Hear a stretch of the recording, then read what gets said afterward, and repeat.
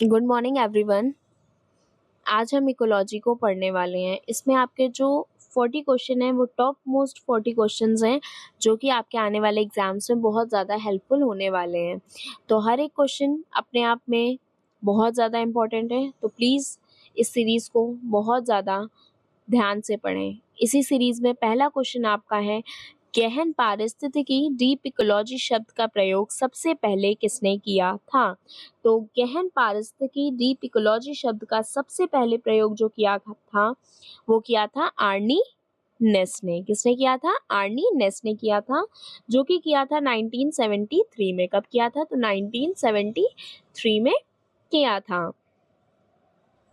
Deep ecology का मतलब यह होता है कि यह विचारधारा मानती है कि प्रकृति केवल मनुष्यों की ही महत्वपूर्ण नहीं है, मनुष्यों के लिए ही महत्वपूर्ण नहीं है, बल्कि सभी जीवों का अपना मूल्य है और इंसानों को प्रकृति पर हावी होने का कोई अधिकार नहीं है। ठीक है, तो इसी क्रम में हमने पहला उत्तर अपना जान लिया है कि डीप इकोलॉजी शब्द का प्रयोग सबसे पहले आर्नी नेस ने 1973 में किया था। और भी हम उत्तरों को अच्छे से आज यहाँ पे क्या करेंगे, डिस्कस करेंगे। ठीक है, तो इसमें आपका पहला है अर्नेस्ट हेकल।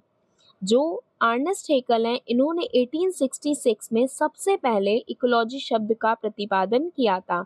अर्नेस्ट हेकल, ये भी इम्पोर्टेंट है, इन्होंने 1866 में सबसे पहले इकोलॉजी शब्द का क्या किया था? प्रतिपादन किया था। नेक्स्ट है आपका F.E. क्लेमेंट्स। यह अमेरिकी पादप पारिस्थितिकी विज्ञानी, प्लांट इकोलॉजिस्ट थे, जिन्होंने पौधों का अनुकरण के सिद्धांत पर काम किया। ठीक है, इकोलॉजिकल सक्सेशन ऑफ प्लांट्स पे इन्होंने क्या किया था? काम किया था। ठीक है, नाउ आपका नेक्स्ट क्वेश्चन है यूजन ऑडम। इन्होंने आधुनिक पारिस्थितिकी का जनक, फादर ऑफ मॉडर्न इकोलॉजी हम कहते हैं। यूजन ऑडम को हम क्या कहते हैं? Father of modern ecology. क्या कहते हैं? Father of modern ecology. ये सब आपके बहुत ज़्यादा टॉप मोस्ट इम्पोर्टेंट क्वेश्चन है, तो बहुत ध्यान से पढ़िए इसको, ताकि आप आने वाले एग्जाम्स में बहुत अच्छा स्कोर करने पाएँ। ठीक है, तो यूजन ऑडम को हम फादर ऑफ मॉडर्न इकोलॉजी कहते हैं और डीप इकोलॉजी शब्द का सबसे पहले उपयोग आर्नी नेस ने 1973 में किया था और 1866 में इकोलॉजी शब्द को अर्नेस्ट हेकल ने प्रतिपादन किया था। नाउ इसी की क्रम में आगे बढ़ते हुए हम दूसरे क्वेश्चन की ओर मूव करते हैं, जो कि है आपका पारिस्थितिक तंत्र में 10% नियम 10% लॉ किसके द्वारा दिया गया?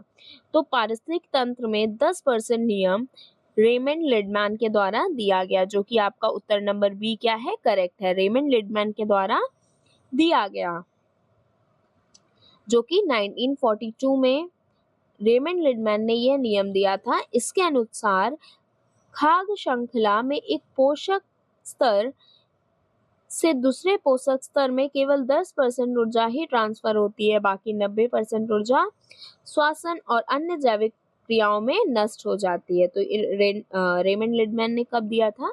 तो 1942 में इस सिद्धांत को दिया था। ठीक है, अब हम बात करते हैं डार्विन की। तो थ्योरी ऑफ नेचुरल सिलेक्शन, प्राकृतिक चयन के सिद्धांत और विकासवाद का सिद्धांत दिया था।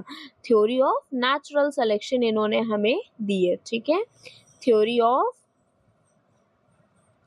Natural selection. ठीक है,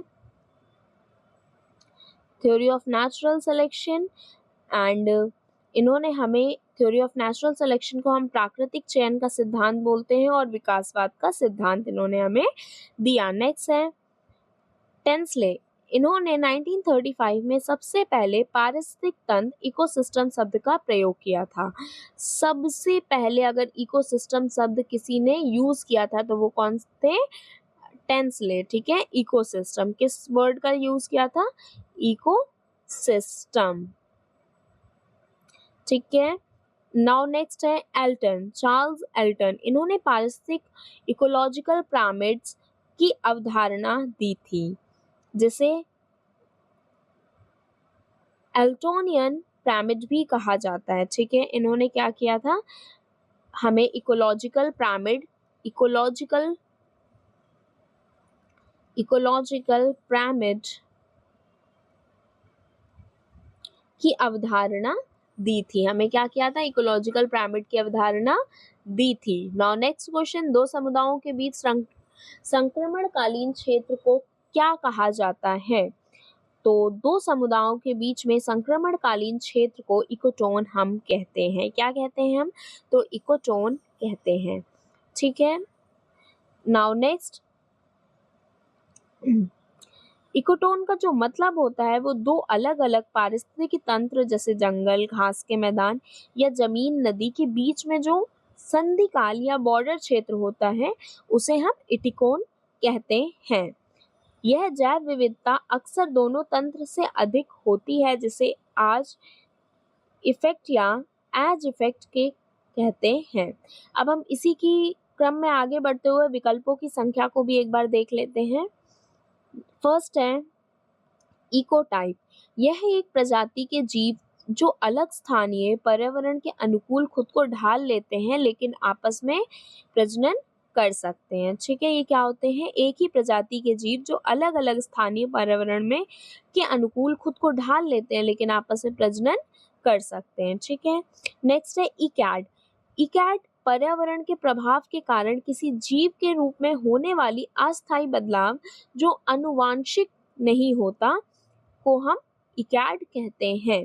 ठीक है। नेक्स्ट है आपका इकोस्फीयर। ठीक है, इकोस्फीयर आपका जो है पृथ्वी का वह पूरा हिस्सा जहां जीवन संभव है, जैव मंडल या बायोस्फीयर। ठीक है, इकोस्फीयर मींस बायोस्फीयर। क्या? बायोस्फीयर, जहां पे आपकी लाइफ क्या है? पॉसिबल है, उसको हम इकोस्फीयर कहते हैं। तो दो समुदायों के बीच संक्रमणकालीन क्षेत्र क्या कहा जाता है? तो इकोटोन कहा जाता है। इसी क्रम में आगे बढ़ते हुए चौथे क्वेश्चन की ओर, पोषक स्तरों के बीच ऊर्जा प्रवाह का अध्ययन क्या कहलाता है? तो पोषक स्तरों के बीच ऊर्जा प्रवाह का अध्ययन ट्रैफिक डायनेमिक्स कहलाता है। क्या कहलाता है? तो ट्रैफिक डायनेमिक्स कहलाता है, जो कि आपका उत्तर नंबर सी करेक्ट हो जाएगा, ट्रैफिक डायनेमिक्स। पारिस्थितिक तंत्र के विभिन्न पोषण स्तरों जैसे उत्पादक, शाकाहारी, मांसाहारी के बीच ऊर्जा का स्थानांतरण और उसके प्रवाह के वैज्ञानिक अध्ययन को ट्रैफिक डायनेमिक्स कहा जाता है। ठीक है। अब हम विकल्पों की ओर अगर देखते हैं तो पारिस्थितिक दक्षता, यह एक पोषक स्तर द्वारा ग्रहण की गई ऊर्जा और उसके द्वारा अगले स्तर को दी गई ऊर्जा का अनुपात होता है। नेक्स्ट है आपका जैव ऊर्जा विज्ञान। बायो एनर्जेटिक, यह जीवों के भीतर ऊर्जा के रूपांतरण और प्रबंधन जैसे कोशिकाओं में एटीपी बनाने का समान अध्ययन है। ठीक है, इसमें क्या होता है आपका बायो एनर्जेटिक्स में मेनली आपके जैसे कोशिका में एटीपी बनना का समान अध्ययन जो होता है वो हम इसमें करते हैं। नेक्स्ट आपका है उपयुक्त सभी। ये सभी विकल्प एक साथ सही नहीं हो सकते, तो उसका सही उत्तर सिर्फ ट्रैफिक डायनेमिक्स है। ठीक है। नाउ फिफ्थ क्वेश्चन की ओर, एक स्थिर पारिस्थितिकी तंत्र में नेट प्राइमरी प्रोडक्टिविटी सबसे अधिक कहाँ होती है? क्या आप लोग जानते हैं सबसे ज्यादा कहाँ होती है? तो इसका सही उत्तर है उष्ण कटिबंधीय वर्षा वनों में। कहाँ पे होती है? तो उष्ण कटिबंधीय वर्षा वनों में सबसे ज्यादा एनएनपी होती है। अच्छा, क्यों होती है? तो इसका उत्तर है नेट प्राइमरी प्रोडक्टिविटी वह शुद्ध ऊर्जा या कार्बनिक पदार्थ है जो पौधे प्रकाश संश्लेषण के बाद अपने पास बचाते हैं। उष्ण कटिबंधीय वर्षा वनों में प्रचुर मात्रा में धूप और बारिश के कारण पौधों में वृद्धि बहुत तीव्र होती है, इसलिए यहाँ एनएनपी सबसे अधिक होती है। ठीक है। नेट प्राइमरी प्रोडक्टिविटी वह शुद्ध ऊर्जा या कार्बनिक पदार्थ है जो प्रकाश संश्लेषण के बाद अपने पास बचाते हैं। उष्ण कटिबंधीय वर्षा वनों में प्रचुर मात्रा में धूप और बारिश के कारण पौधों की वृद्धि बहुत तीव्र होती है, इसलिए यहाँ एनएनपी भी सबसे अधिक होती है। एनएनपी मतलब सीधा सा इतना सा होता है जो आपकी शुद्ध ऊर्जा बचती है, जो पौधे प्रकाश संश्लेषण के बाद बचा के रखते हैं। तो सबसे ज्यादा कहाँ होगी? जहाँ सबसे ज्यादा बारिश हो रही है, सबसे ज्यादा पेड़ उग रहे हैं, वहीं पे सबसे ज्यादा एनएनपी होती है। तो उष्ण कटिबंधीय वर्षा वनों में सबसे ज्यादा होती है। इसके उत्तर की ओर अगर हम देखते हैं तो रेगिस्तान में पानी की कमी के कारण यहाँ उत्पादकता सबसे कम होती है, तो यहाँ पे नहीं हो सकता है। खुले महासागर में विशाल होने के बावजूद पोषक तत्वों की कमी के कारण प्रति इकाई क्षेत्र में इसकी एनएनपी कम होती है। नेक्स्ट है टैगा वनों में, यहाँ ठंड अधिक होने के कारण पेड़ पौधे साल में कुछ ही समय बढ़ पाते हैं, जिससे वर्षा वनों की तुलना एनएनपी कम हो जाती है। ठीक है, तो इसी क्रम में आगे बढ़ते हुए हम 6th क्वेश्चन की ओर। यूट्रोफिकेशन के दौरान पानी में किसकी मात्रा नाटकीय रूप से बढ़ जाती है? तो फॉस्फेट एंड नाइट्रेट की मात्रा क्या हो जाती है? नाटकीय रूप से बढ़ जाती है। और क्यों बढ़ जाती है, इसका सीधा सा जो हम व्याख्या देखने वाले हैं वो ये है कि जब खेतों में उर्वरक, साबुन, सीवेज का पानी तालाब या झीलों में जाता है तो उससे नाइट्रोजन या फास्फोरस की मात्रा बढ़ जाती है। इससे यूट्रोफिकेशन कहते हैं। इसके कारण एल्गी बहुत तेजी फैलते हैं और पानी में ऑक्सीजन को खत्म कर देते हैं, जिसके कारण यहाँ पे फॉस्फेट एंड नाइट्रेट क्या हो जाता है, पानी में मात्रा बढ़ जाती है, क्योंकि क्या होता है ऑक्सीजन एल्गी खत्म कर देते हैं और यहाँ पे फॉस्फेट एंड नाइट्रेट की मात्रा बढ़ जाती है। ठीक है, तो अब हम इसके उत्तरों की ओर अगर बढ़ते हैं तो फर्स्ट है कार्बन डाइऑक्साइड। यह पानी में यूट्रोफिकेशन के शुरुआती कारण के रूप में नहीं बढ़ती, बल्कि बाद में जीव मरने पर बढ़ सकती है। जब जीव मरते हैं तब ये क्या होती है, बढ़ सकती है, बट स्टार्टिंग में नहीं बढ़ती है। नेक्स्ट है आपका मीथेन। यह दलदली गैस है, पानी में पोषक तत्व बढ़ने का काम नहीं करती। ठीक है, ये एक दलदली गैस है जो कि पानी में पोषक तत्व को बढ़ाने का काम नहीं करती है। नेक्स्ट है आपकी भारी धातुएं। ये पानी को जहरीला बना देती हैं। ठीक है, तो भारी धातुएं आपका सीधा सा काम क्या करती हैं, वो पानी को जहरीला बना देंगी। और अब हम बढ़ते हैं 7वें क्वेश्चन की ओर, जो कि है निम्नलिखित में कौन सा बायो इंडिकेटर के रूप में जल प्रदूषण मापने के लिए उपयोग किया जाता है? तो इसमें आपका ए और सी दोनों क्या हो जाएगा, करेक्ट हो जाएगा कि ई कोली बैक्टीरिया और डेफेनिया क्या करता है, पानी में एज अ बायो इंडिकेटर के रूप में काम करता है, जो कि पानी में ई कोली बैक्टीरिया की मौजूदगी यह बताती है कि पानी में मूल मूत्र सीवेज मिला हुआ है। वही डेफेनिया एक छोटा जलजीव पानी के जहरीलेपन के प्रति बहुत संवेदनशील होता है, इसलिए ये दोनों ही पानी की गुणवत्ता और प्रदूषण जांचने के सूचक हैं। क्या करते हैं ये लोग, पानी में जाते हैं और ये इतना संवेदनशील होता है कि ये पानी के जहरीलेपन को तुरंत क्या करता है, भाप लेता है, इसलिए हम डेफेनिया का इस्तेमाल और ई कोली बैक्टीरिया का इस्तेमाल पानी के सूचक या पानी के इंडिकेटर के रूप में करते हैं। ठीक है, नेक्स्ट है आपका लाइकेन। लाइकेन वायु प्रदूषण विशेषकर सल्फर डाइऑक्साइड का सबसे बेहतरीन सूचक है, इसलिए जल प्रदूषण के लिए नहीं, हम इसको वायु प्रदूषण के लिए देखते हैं। ठीक है, तो इसी क्रम में आगे बढ़ते हुए आपका लंदन स्मॉग मुख्य रूप से किस गैस के कारण हुआ था? तो लंदन स्मॉग आपका जो हुआ था वो सल्फर डाइऑक्साइड SO2 के कारण हुआ था, जो कि दिसंबर 1952 में लंदन में अत्यधिक कोयला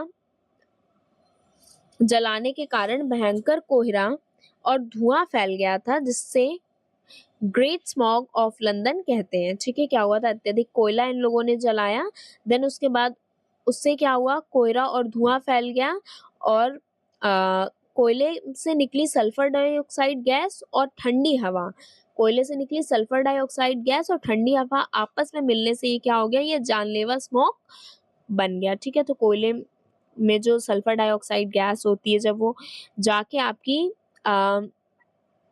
ठंडी हवा से मिलती है तो वो एक क्या करती है, एक जानलेवा हवा में कन्वर्ट होती है। ठीक है, तो इसका सही एग्जाम्पल आपका हो जाएगा सल्फर डाइऑक्साइड, ऑप्शन बी। ठीक है, लंदन स्मॉग का मुख्य रूप से किस गैस के कारण हुआ था, तो सल्फर डाइऑक्साइड के कारण हुआ था। अब हम इसके विकल्पों की चर्चा करते हैं। जैसे पहला विकल्प है नाइट्रोजन डाइऑक्साइड।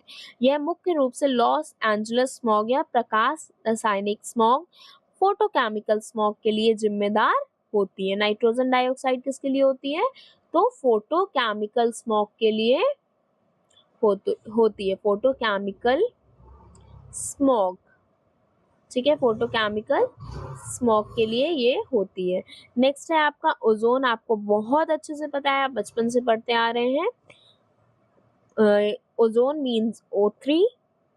यह भी एक फोटोकेमिकल स्मॉग का एक घटक है। ठीक है, ये भी क्या है, फोटोकेमिकल का एक घटक है। नेक्स्ट है आपका मोनो ऑक्साइड। ठीक है, कार्बन मोनोऑक्साइड, जिसको हम CO के नाम से जानते हैं।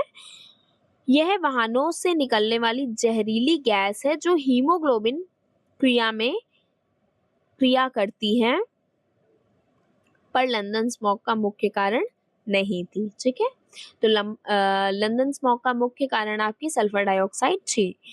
नाउ नेक्स्ट, पारे के कारण होने वाली मिनमता रोग की खोज सबसे पहले कहाँ हुई? तो इसकी खोज सबसे पहले जापान में हुई थी। ठीक है, और ये क्यों हुई थी? तो इसका मुख्य कारण जो है 1956 में, कब? तो 1956 में जापान में मिनमता खाड़ी के किनारे रहने वाले लोगों में एक अजीब न्यूरोलॉजिकल बीमारी देखी गई।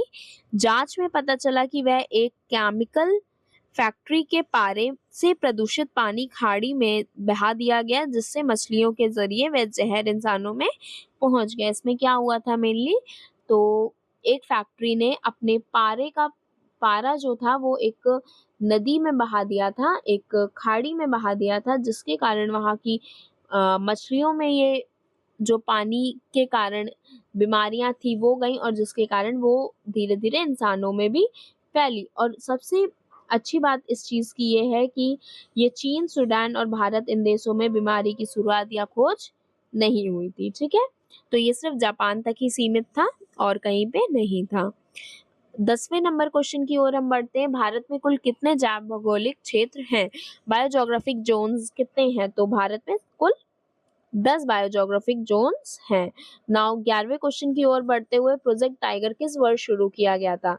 तो ये मोस्ट इंपोर्टेंट क्वेश्चन है आपका आने वाले एग्जाम्स में आपके लिए, कि प्रोजेक्ट टाइगर कब शुरू किया गया था? तो प्रोजेक्ट टाइगर आपका 1973 में, उत्तर नंबर आपका 20 का करेक्ट हो जाएगा, शुरू किया गया था।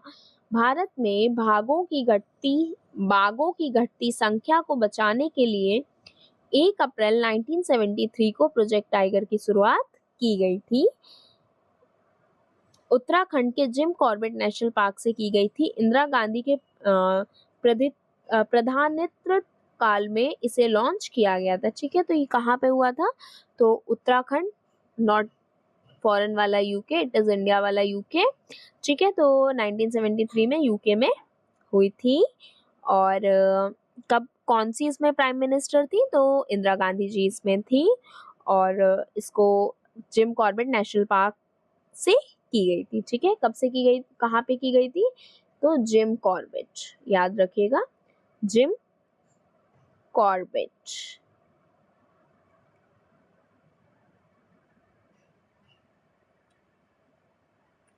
National park. ठीक है, जिम कॉर्बेट नेशनल पार्क से की गई थी। और अगर हम बात करें 1975 की, इस वर्ष भारत में मगरमच्छ संरक्षण परियोजना स्टार्ट हुई थी। क्या हुआ था? मगरमच्छ। ठीक है, मगर, ठीक है, मगरमच्छ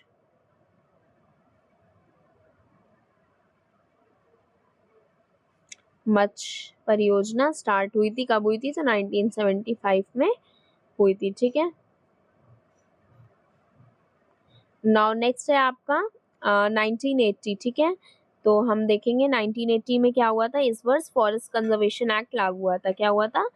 फॉरेस्ट कंजर्वेशन एक्ट। क्या हुआ था? तो फॉरेस्ट कंजर्वेशन एक्ट स्टार्ट हुआ था। ठीक है, लागू हुआ था। और जैसे कि आप जानते हैं, अब हम एक बार जल्दी से रिवाइज कर लेते हैं। 1973 में, just wait a minute, okay, now अब हम स्टार्ट करते हैं। 1973 में हमारे टाइगर जी का क्या हुआ? बचाने के लिए प्रोजेक्ट टाइगर स्टार्ट किया गया। एंड 1972 में वाइल्ड लाइफ प्रोटेक्शन एक्ट आया। क्या आया? वाइल्ड लाइफ प्रोटेक्शन एक्ट आया 1972 में, कि हमें क्या करना है, वाइल्ड लाइफ को प्रोटेक्ट करके चलना है, ठीक है। 1975 में इन लोगों ने मगरमच्छ को लेके बचाव की चीजें स्टार्ट करी और 1980 में फॉरेस्ट कंजर्वेशन एक्ट आया। क्या आया? फॉरेस्ट को हमें क्या करना है? बचाना है। फॉरेस्ट 1973 में सबसे पहले इन लोगों ने टाइगर बचाया। उससे पहले 1972 में इन लोगों ने क्या किया? वाइल्ड लाइफ, सबसे पहले इन लोगों ने वाइल्ड लाइफ को बचाना स्टार्ट किया, ठीक है। फिर 1973 में इन लोगों ने टाइगर बचाना स्टार्ट किया। फिर 1975 में मगरमच्छ बचाना स्टार्ट किया। फिर 1980 में इन लोगों ने फॉरेस्ट को बचाना स्टार्ट किया। अगेन हम एक बार रिवाइज कर लेते हैं। 1972 में वाइल्ड लाइफ प्रोटेक्शन एक्ट कि हमें पूरी वाइल्ड लाइफ बचानी है। फिर उसके बाद 1973 में इन लोगों ने टाइगर को कंजर्व करना स्टार्ट किया, 75 में मगरमच्छ को और 1980 में फॉरेस्ट कंजर्वेशन स्टार्ट किया। Now we are going to on 12th question. It is संकटग्रस्त प्रजातियों के संरक्षण के लिए जीन बैंक किस प्रकार का संरक्षण है? अच्छा, तो अभी आपको पता होगा कि बहुत सारे संरक्षण हमारे चल रहे हैं ना, तो उसमें हमसे ये पूछ रहा है कि जीन बैंक किस प्रकार का संरक्षण है, इन सीटू, एक्स सीटू या इन वेट्रो या एबीसी दोनों है ना, हम तो इसको हम देखेंगे। संकटग्रस्त प्रजातियां मतलब जो अभी संकटग्रस्त है, मतलब जो विलुप्त हो चुकी हैं या विलुप्त होने की कगार पे हैं, उनके संरक्षण के लिए जीन बैंक कौन सा संरक्षण करता है, ठीक है। तो इसमें सही आंसर होगा एक्स सीटू। क्या होगा? एक्स सीटू, बाह्य स्थानीय संरक्षण है, ठीक है। जब जीवों या उनके आनुवांशिक पदार्थों, बीज, अंडे को उनके प्राकृतिक आवास से दूर किसी कृत्रिम या सुरक्षित स्थान जैसे लैब, चिड़ियाघर या जीन बैंक में संरक्षित किया जाता है, तो उसे हम एक्स सीटू संरक्षण कहते हैं, ठीक है। जब हम उसे अगर चिड़ियाघर या जीन बैंक या मतलब कहीं लैब वगैरह में रखते हैं तो हम उसे एक्स सीटू संरक्षण कहते हैं। अब जैसे इन सीटू की अगर हम बात करें तो जीवों में उनके लिए प्राकृतिक घर में बचाना, जैसे नेशनल पार्क, वन जीव अभ्यारण्य या बायोस्फीयर रिजर्व, इसमें इन सीटू में क्या आ जाते हैं? बायोस्फीयर रिजर्व, नेशनल पार्क वगैरह, ठीक है। और इन वेट्रो या कोशिकाओं को लैब में परखने वाली पैट्री डिश में विकसित करने की प्रक्रिया संरक्षण का मुख्य प्रकार नहीं, ठीक है। इसको किस में करते हैं? तो लैब में परखा जाता है इन वेट्रो में, ठीक है। तो अभी आपको पता चल गया जीन बैंक क्या है, एक एक्स सीटू है। विश्व का सबसे बड़ा मैंग्रोव वन क्षेत्र कौन सा है? बहुत ही सरल सा क्वेश्चन है, सभी लोग इसका कमेंट में आंसर करें कि सबसे बड़ा मैंग्रोव वन क्षेत्र कौन सा है। तो सबसे बड़ा है आपका सुंदरवन। कौन सा है बच्चों? तो आपका है सुंदरवन, ठीक है। तो भारत, पश्चिम बंगाल और बांग्लादेश में फैला सुंदरवन डेल्टा दुनिया का सबसे बड़ा एकल मैंग्रोव वन क्षेत्र है। ये गंगा, ब्रह्मपुत्र और मेघना नदियों के मुहानों पर स्थित है और रॉयल बंगाल टाइगर का घर भी है। सुंदरवन क्या है? यहाँ पे अगर आप जाओगे तो आपको क्या देखने को मिलेगा? टाइगर। कौन सा?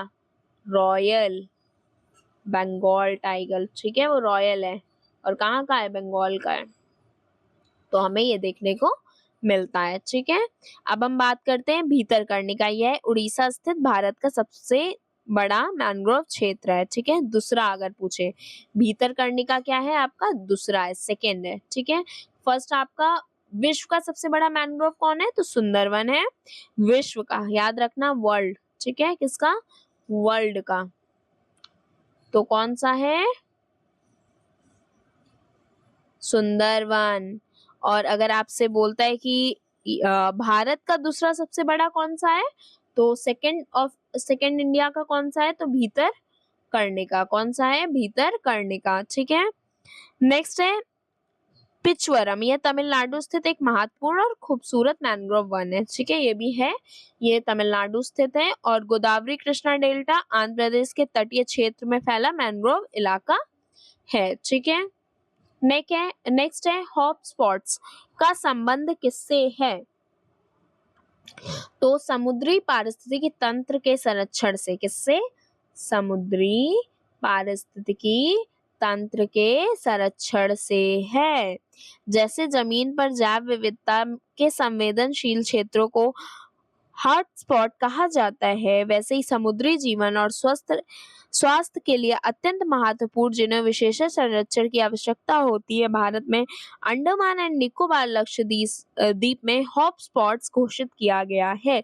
किसे किया गया है? तो अंडमान एंड निकोबार को हॉटस्पॉट्स घोषित किया गया है, जो कि समुद्री जीवन और स्वास्थ्य के लिए अत्यंत महत्वपूर्ण है। ठीक है, नेक्स्ट है इसमें अगर हम व्याख्या पे आते हैं तो पर्वत चोटियों से, मरुस्थलीय क्षेत्रों से और आदिवासी बस्तियों से इनका कोई क्षेत्र हॉटस्पॉट्स की अवधारणा संबंध नहीं रखती है। नेक्स्ट हम 14 नंबर क्वेश्चन से आगे बढ़ते हुए 15 की ओर जाते हुए, इसमें है आपका बेसल कन्वेंशन का मुख्य उद्देश्य क्या है। बेसल कन्वेंशन आपने पहले पढ़ा होगा कि इसका मुख्य उद्देश्य क्या है, तो खतरनाक कचरे का सीमा पार संचलन रोकना। मतलब कुछ देश ऐसे होते हैं जो कि क्या करते हैं, अपना कचरा जो गरीब देश है या अंडर डेवलप्ड देश है उनके यहाँ डाल देते हैं, डंप करते हैं, तो उसको रोकने के लिए बेसल कन्वेंशन का गठन किया गया था। ठीक है, तो बेसल कन्वेंशन का गठन आपका अगर देखें हम तो 1989 में कब हुआ था, तो 1989 में हुआ था। कब हुआ था? तो 1989 में हुआ था। खतरनाक कचरे का सीमा पार संचलन रोकना बेसल कन्वेंशन 1989 में हस्ताक्षरित हुआ था और 1992 में लागू हुआ था। इसके सिग्नेचर्स कब हुए थे, तो साइन अगर हम देखें तो साइन इसका हुआ था 1989 में, और स्टार्ट कब से हुआ था, तो लागू कब से हुआ है ये, तो 1992 से। कब से हुआ है? 1992 से। इसका मकसद है अमीर देशों द्वारा खतरनाक और जहरीले कचरे को गरीब या विकासशील देशों में डंप करने से रोकना। ठीक है, तो इसी क्रम में हम आगे बढ़ते हुए इसके विकल्पों को जांचेंगे एक बार, ताकि आपको कहीं से भी क्वेश्चन बाहर नहीं जाए। ठीक है, तो बेसल कन्वेंशन 1989 में क्या हुए थे, सिग्नेचर हुए थे, और 1992 में क्या हुआ था, इसको लागू किया गया था। अगर आपको सबसे अच्छा तरीका है याद रखने का, अगर किसी चीज को याद रखनी है, आप उस वीडियो को कम से कम 2 से 3 बार क्या करें, रिपीट करें, सो दैट आपको वो चीजें खुद ही ऑटोमेटिक क्या हो जाएंगी, लर्न हो जाएंगी। ठीक है, तो हम इसके उत्तरों की ओर आगे बढ़ते हुए देखते हैं इसके व्याख्याओं की ओर। ओजोन परत का संरक्षण, इसके लिए वियना कन्वेंशन 1985 में मॉन्ट्रियल प्रोटोकॉल 1987 किया गया था। नेक्स्ट है आपका लुप्त प्रजातियों का व्यापार रोकना। ठीक है, जो प्रजातियां आपकी लुप्त हो गई हैं इसके व्यापार को रोकने के लिए CITES convention on international trade in endangered species काम करता है। क्या कौन काम करते हैं? CITES काम करता है। ठीक है, लुप्त प्रजातियों के व्यापार रोकना, जैसे कुछ लोग कुछ स्नेक्स होते हैं या कुछ ऐसी प्रजातियां होती हैं जो लुप्त हो चुकी हैं लेकिन स्टिल उनका क्या कर रहे हैं, व्यापार कर रहे हैं, तो उसको रोकने के लिए CITES बनाए। CITES का जो फुल फॉर्म है आपका वो क्या है, तो convention on international trade in endangered species. Okay, next है आपका आर्द्र भूमियों का संरक्षण, तो इसके लिए प्रसिद्ध रामसार कन्वेंशन है। कौन सा है, तो Ramsar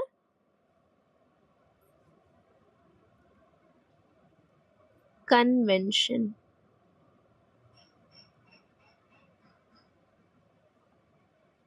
is it okay guys? तो आज हमने बेसल कन्वेंशन के बारे में जाना कि जो कि क्या करता है, खतरनाक कचरे का सीमा पार संचलन रोकता है, और जो आपकी प्रजातियां लुप्त हो जाती हैं उसका व्यापार रोकने के लिए CITES है, और आर्द्र भूमियों का संरक्षण को रोकने के लिए रामसर कन्वेंशन आपका है। इसी क्रम में आगे बढ़ते हुए 16वें क्वेश्चन की ओर। World wildlife fund WWF का प्रतीक चिन्ह क्या है, तो WWF का प्रतीक चिन्ह जाइंट पांडा है। इसका सही उत्तर आपका बी हो जाएगा, जाइंट पांडा इसका सही उत्तर है। ठीक है, तो इसकी स्थापना WWF की स्थापना कब हुई थी? तो 1960 कब हुई थी? 1961 में इसकी स्थापना हुई थी। वन्य जीव संरक्षण के लिए काम करने वाली एक वैश्विक संस्था है। इसके लोगों में जायंट पांडा का चित्र है जो दुनिया भर में लुप्तप्राय प्रजातियों के संरक्षण का प्रतीक बन चुका है। अगर हम विकल्पों की व्याख्या करें तो इसमें शेर, हॉर्नबिल, सफेद हाथी ये किसी भी अंतर्राष्ट्रीय पर्यावरण या वन्यजीव संगठन के वैश्विक प्रतीक नहीं है। ठीक है, सिर्फ जायंट पांडा WWF का प्रतीक चिन्ह है। ठीक है, 17 क्वेश्चन, कार्टाजोना प्रोटोकॉल किससे संबंधित है? तो कार्टाजोना प्रोटोकॉल जो है आपका वो जैव सुरक्षा बायो सेफ्टी से संबंधित है। किससे संबंधित है? तो जैव सुरक्षा बायो सेफ्टी से संबंधित है। यह प्रोटोकॉल वर्ष 2000 में अपनाया गया था। इसका संबंध आधुनिक बायोटेक्नोलॉजी से बनाए गए संशोधित जीवों लिविंग मॉडिफाइड ऑर्गेनिज्म को एक देश से दूसरे देश भेजने के लिए दौरान पर्यावरण और मानव स्वास्थ्य की सुरक्षा सुनिश्चित करना है। ठीक है, जब हम किसी एनिमल को एक कंट्री से दूसरी कंट्री ट्रांसफर करते हैं तो उसके उस टाइम पे जो सेफ्टी बनाने का काम है वो कार्टाजेना प्रोटोकॉल के अंदर आता है। ठीक है, बायो सेफ्टी के अंदर। ठीक, नाउ अब हम अगर बात करते हैं परमाणु सुरक्षा, इसका संबंध IEA से, इंटरनेशनल एटॉमिक एनर्जी एजेंसी से है। ठीक है, परमाणु सुरक्षा का मेन संबंध किससे है? तो IEA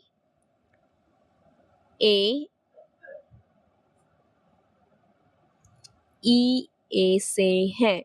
ठीक है, नेक्स्ट है आपका जलवायु परिवर्तन।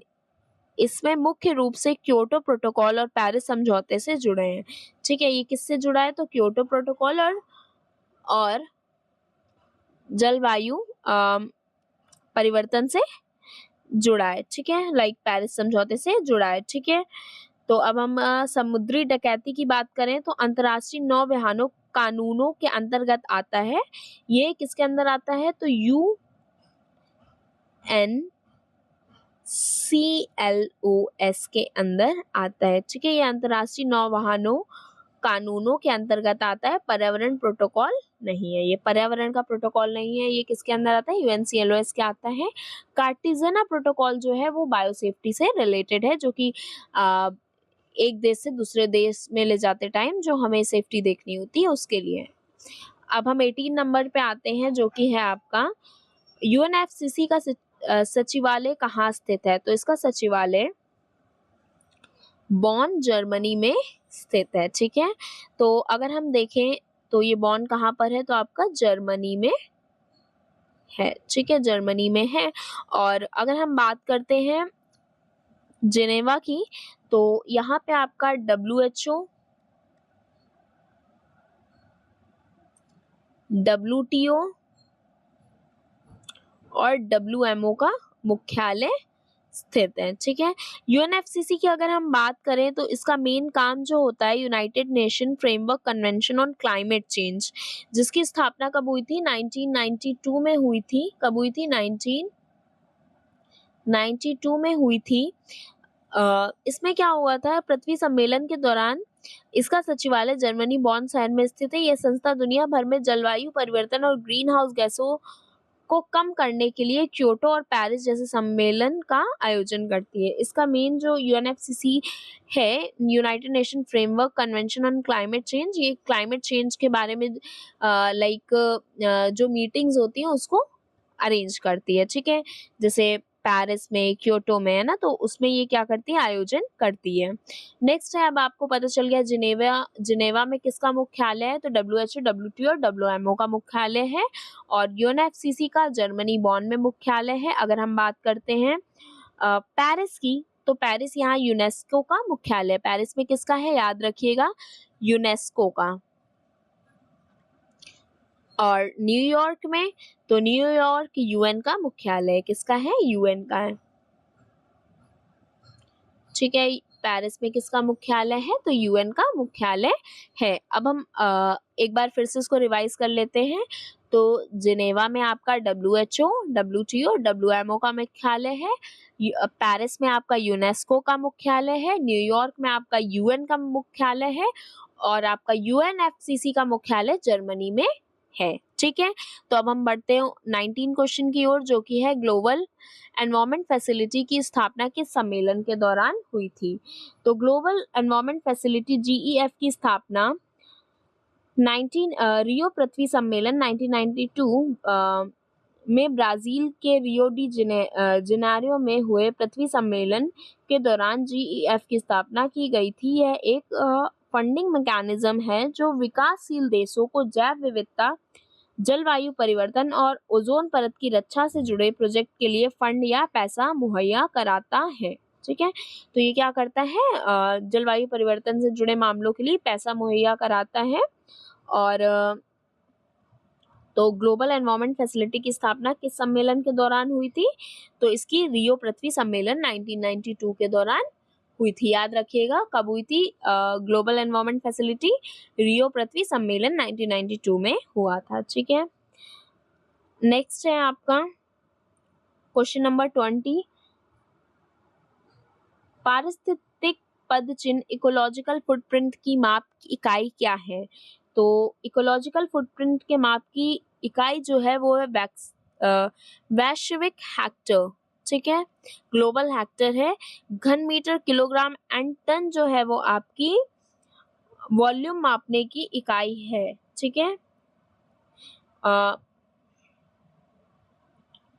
जैसे घन मीटर आपका वॉल्यूम मापने का इकाई है, किलोग्राम आपका वजन या द्रव्यमान मापने का इकाई है। ठीक है, तो इसी प्रकार आपकी इकाइयां हैं। ठीक है, नाउ नेक्स्ट हम बढ़ते हैं 21 नंबर क्वेश्चन की ओर। एल्बिडो सबसे अधिक किसका होता है? तो एल्बिडो का सबसे पहले तो हम ये जानेंगे मतलब क्या होता है। तो एल्बिडो का मतलब है किसी सतह द्वारा सूर्य की किरणें या रोशनी का वापस परिवर्तित करने की क्षमता। ठीक है, मतलब अगर जितनी रोशनी पड़ रही है उसमें कितनी रोशनी रिफ्लेक्ट बैक हो रही है। ठीक है, तो अगर हम बात करें ताजीगिरी बर्फ का, तो एल्बेडो सबसे अधिक किसका होता है? ताजीगिरी बर्फ का, क्योंकि ये 80 से 90% जो है सनलाइट को रिफ्लेक्ट करके अंतरिक्ष में भेज देता है। लेकिन अगर हम गहरे समुद्र की बात करें तो यहाँ पे गहरे समुद्र पानी रोशनी को बहुत ज्यादा सोख लेता है और कम परिवर्तन होता है, इसलिए इसका एल्बेडो बहुत कम होता है। और घने जंगलों में भी पेड़ों को प्रकाश संश्लेषण करने के लिए सन की रिक्वायरमेंट होती है, सनलाइट की रिक्वायरमेंट होती है, तो उसमें भी एल्बेडो क्या होता है आपका? कम होता है, वापस कम जाता है। और अगर हम बात करें रेतीले मरुस्थल की, तो यहाँ पे भी बर्फ की तुलना में कम होता है। ठीक है, तो अब बढ़ते हैं हम 22वें क्वेश्चन की ओर। पशु को दिया जाने वाला वह दर्द निवारक जो भारत में गिद्धों की मौत का कारण बना। तो भारत में जो गिद्धों की मौत का सबसे बड़ा एक कारण है वो क्या है? डाइक्लोफेनाक। ठीक है, डाइक्लोफेनाक आपकी एक दर्द निवारण क्या है? दवा है। क्या है? दर्द निवारण दवा है, जिसमें जो मवेशियों, गाय, भैंसों को दी जाती है, जो इन जानवरों की मृत्यु हो जाती है और उनके शवों को गिद्ध खाते हैं, है ना? इनके शवों को कौन खाता है? गिद्ध खाते हैं।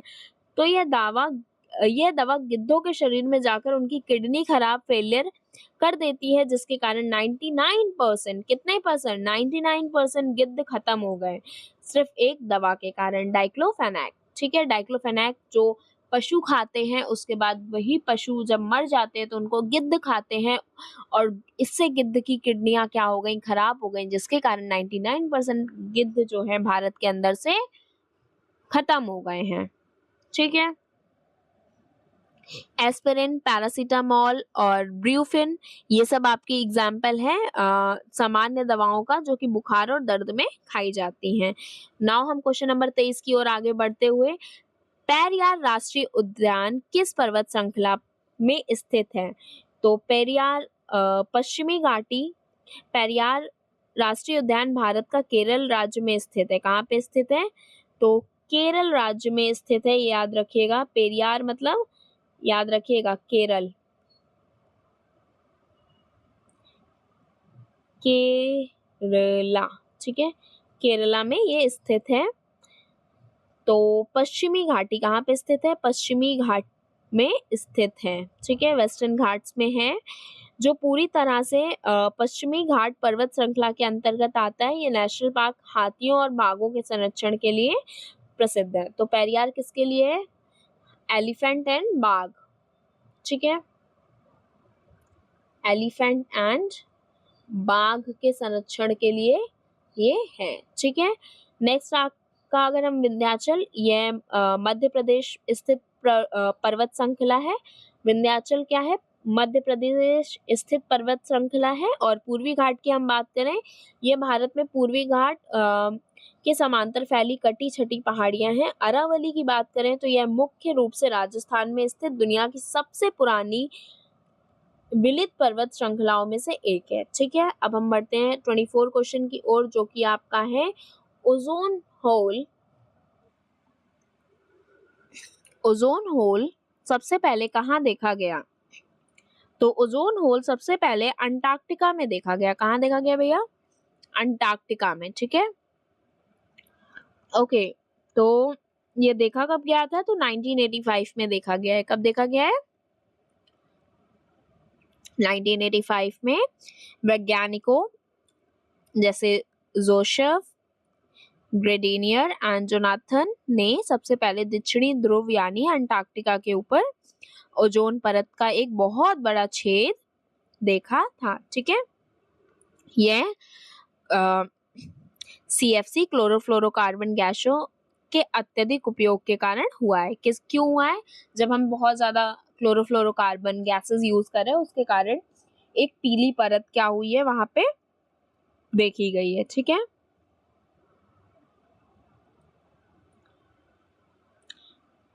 नेक्स्ट हम ऑप्शंस की बात करते हैं। आर्कटिक, यह भी ओजोन परत पतली होती है, लेकिन आर्कटिक जैसी गंभीर स्थिति सबसे पहले और मुख्य रूप से नहीं देखी गई है।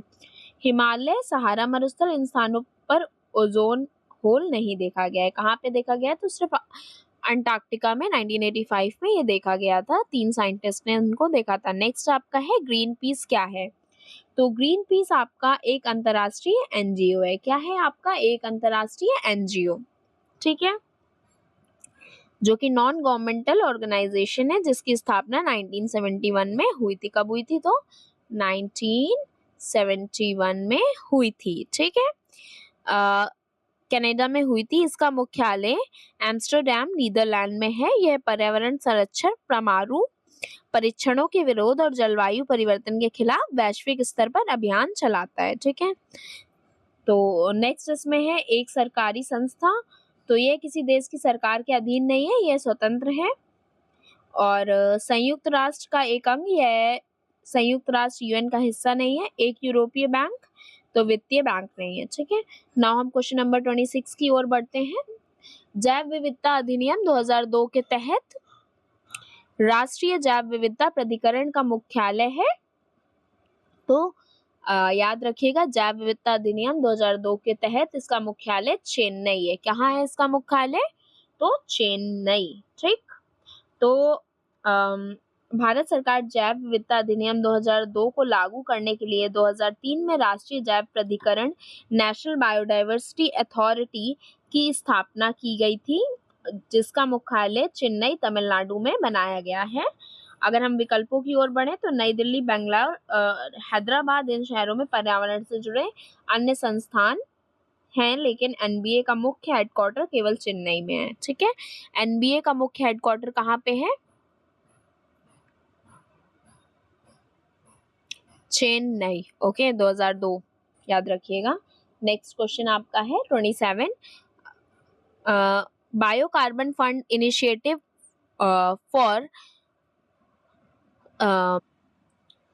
फॉर सस्टेनेबल फॉरेस्ट लैंडस्केप का प्रबंधन कौन करता है? तो biocarbon fund initiative for sustainable forest landscape का प्रबंधन आपका करता है विश्व बैंक। कौन करता है आपका? विश्व बैंक। नंबर A आपका क्या हो जाएगा? करेक्ट हो जाएगा।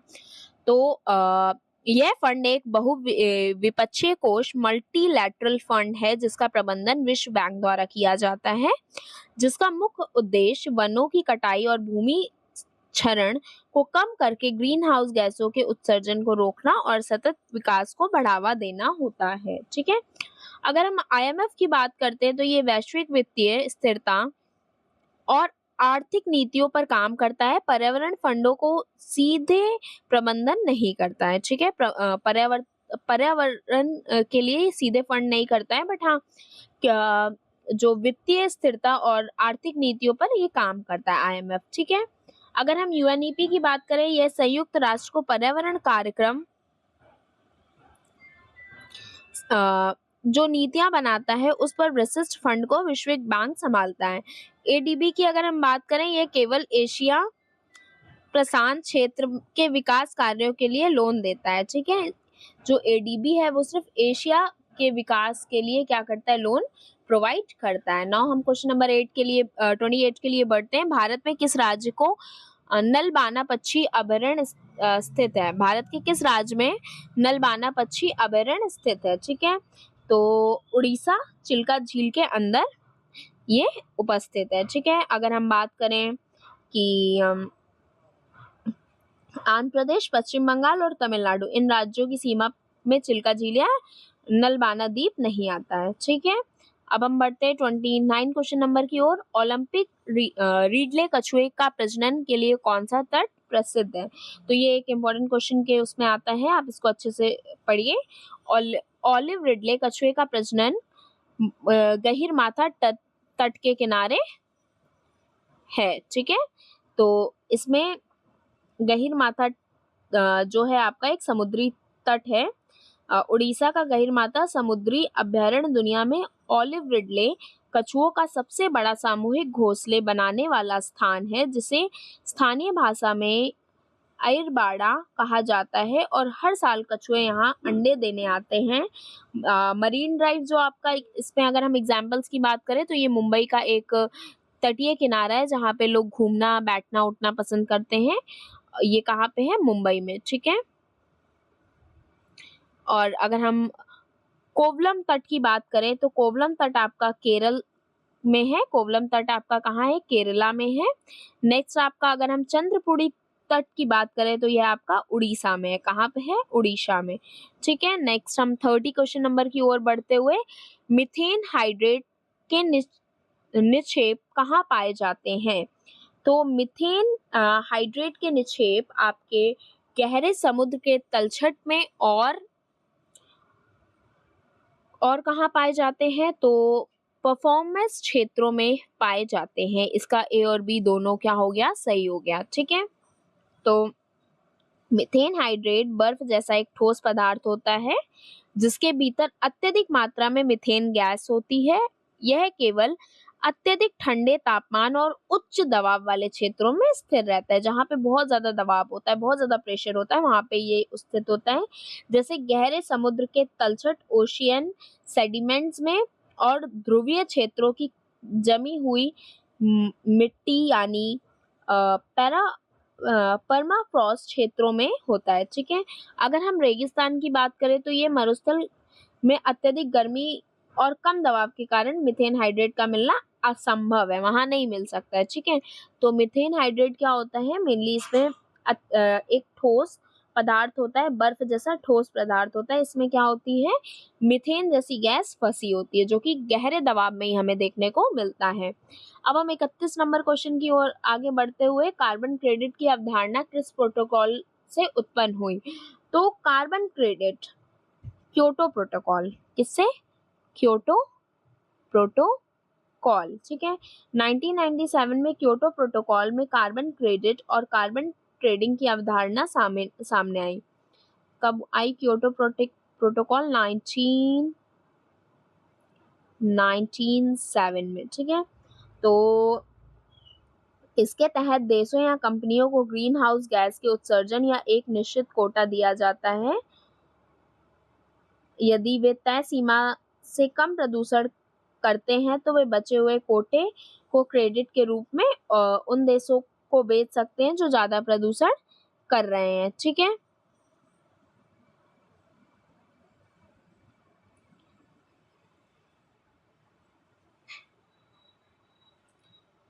32 क्वेश्चन की ओर। कौन सा देश दुनिया का पहला कार्बन नेगेटिव देश है? तो भूटान। आपका इसका सही उत्तर क्या है? भूटान आपका पहला कार्बन नेगेटिव देश है। ठीक है, भूटान दुनिया का पहला देश है जो जितना कार्बन डाइऑक्साइड उत्सर्जित करता है उसके जंगलों के कारण उससे कहीं अधिक CO2 सोख लेता है। आपका कार्बन निगेटिव देश का मतलब होता है कि जितना वहां पे उत्सर्जन हो रहा है उतना ही वहां पे क्या हो रहा है, कार्बन जितना वो प्रोड्यूस कर रहे हैं उतना ही कार्बन वो क्या कर रहे हैं, पेड़ों के थ्रू वहां पे उसका यूज हो जा रहा है। ठीक है, तो भूटान दुनिया का पहला देश है जो जितना कार्बन डाइऑक्साइड उत्सर्जित करता है उसके जंगलों के कारण उससे कहीं अधिक CO2 सोख लेता है। इससे संविधान के अनुसार इसके संविधान के अनुसार देश के कम से कम 60% हिस्से में हमेशा जंगल होना अनिवार्य है, भूटान के अकॉर्डिंग। ठीक है, तो अगर हम ऑप्शंस की बात करें, नॉर्वे, आइसलैंड, न्यूजीलैंड, ये सभी पर्यावरण के लिए जागरूक हैं बट नेट जीरो बनाने का प्रयास कर रहे हैं। ठीक है, लेकिन अगर हम भूटान आधिकारिक रूप से पहला पूर्ण कार्बन निगेटिव देश है, ठीक है, जहाँ पे कार्बन इमिशन बिल्कुल जीरो है, वो कौन सा है? भूटान है। अंतरराष्ट्रीय सौर गठबंधन ISA का मुख्यालय कहाँ है? तो इसका मुख्यालय आपका गुरुग्राम, भारत में। ISA मतलब international solar alliance. ISA mean international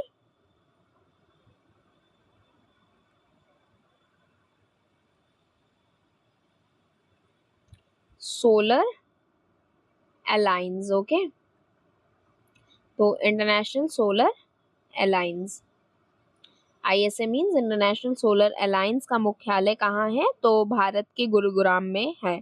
अगर हम पेरिस की बात करें तो यहाँ इस गठबंधन की घोषणा हुई थी पर मुख्यालय यहाँ नहीं है। ठीक है, जनेवा, अबू धाबी, यहाँ पे अन्य अंतरराष्ट्रीय मुख्यालय हैं बट जो ISA है वो कहाँ है? इंडिया के गुरुग्राम में स्थित है। अगर हम 34 क्वेश्चन नंबर की ओर आगे बढ़ते हैं, भारत का सबसे अधिक मैंग्रोव किस राज्य में पाया जाता है? तो एज यू नो दैट हम पहले डिस्कस कर चुके हैं, तो सबसे ज्यादा पश्चिम बंगाल में पाया जाता है। सबसे ज्यादा कहाँ पाया जाता है? तो पश्चिम बंगाल में पाया जाता है। ठीक है, अब हम 35 की ओर बढ़ते हैं। फ्लाई एश प्रदूषण कौन सी भारी धातुएं हो सकती हैं? ठीक है, तो इसका आंसर होगा उपयुक्त सभी। ठीक है, इसका आंसर है उपयुक्त सभी, क्योंकि फ्लाई ऐश जो है कोयला आधारित थर्मल पावर प्लांट या चिमनियों से निकलने वाली बारीक राख को फ्लाई ऐश कहते हैं। इस सूक्ष्म राख में पर्यावरण और स्वास्थ्य को नुकसान पहुंचाने वाली कई जहरीले तत्व और भारी धातुएं मौजूद होती हैं, जिससे सीसा, पारा और आर्सेनिक आदि शामिल है। ठीक है, तो इसमें सारे ऑप्शंस क्या हो जाएंगे? उपयुक्त सभी करेक्ट हो जाएंगे। नाउ क्वेश्चन नंबर 36 की ओर। इको टेक्नोलॉजी किसका अध्ययन करती है? तो इको टॉक्सिलॉजी पारिस्थितिकी तंत्र पर विषाक्त पदार्थों का प्रभाव है। विस्तृत व्याख्या, यह विज्ञान की वह शाखा है जो यह अध्ययन करती है जो विभिन्न जहरीले रसायन, प्रदूषक और टॉक्सिक सब्सटेंसेस हमारे पर्यावरण, पेड़ पौधे, जीव जंतु हैं और पूरे इकोसिस्टम को किस तरह नुकसान पहुंचाते हैं। ठीक है, टॉक्सिक सब्सटेंसेस क्या है कि वो किस तरह जीव जंतुओं और चीजों को नुकसान पहुंचाते हैं, उसके बारे में ये स्टडी करते हैं। तो इको टॉक्सिलॉजी किसके बारे में स्टडी करती है? तो पारिस्थितिकी तंत्र और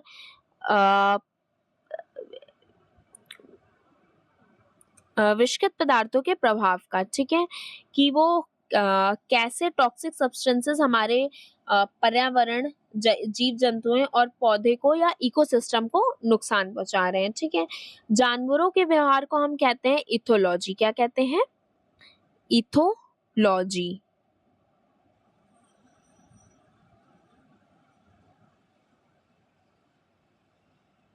ठीक है, मुद्रा उर्वरता का नेक्स्ट है मुद्रा उर्वरता। यह मुद्रा उर्वरता विज्ञान का एडोफोलॉजी के अंतर्गत आता है। ठीक है, मुद्रा उर्वरता को ईडाफोलॉजी। ठीक है,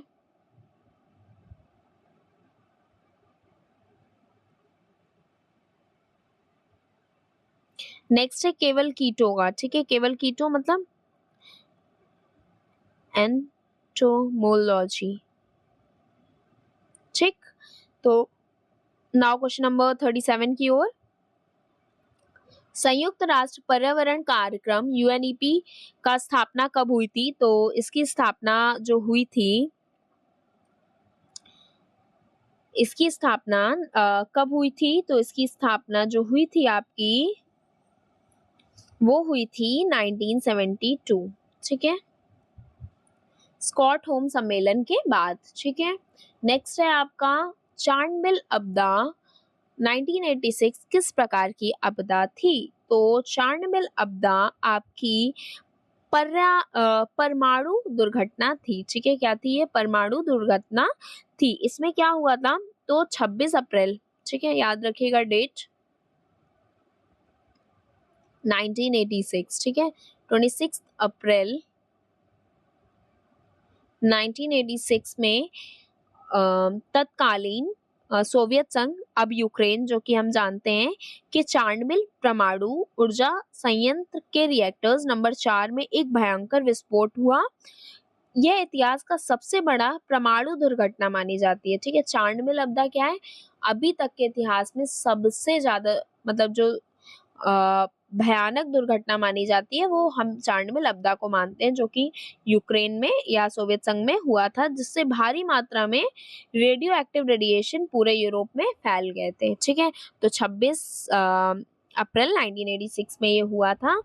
अगर हम तेल रिसाव की बात करें तो इसका प्रसिद्ध उदाहरण एक्सॉन वेल्डेज 1989 या डीप वाटर हाइड्रोजन 2010 दुर्घटना है। अगर गैस रिसाव की बात करें तो भोपाल गैस ट्रेजेडी, ठीक है, जो भोपाल गैस ट्रेजेडी हुई थी, ठीक है, जो कि इंडिया में थी, अगर आपको पता हो तो भोपाल में हुआ था। गैस के कारण काफी लोग मारे गए थे, ठीक है, गैस त्रासदी के कारण।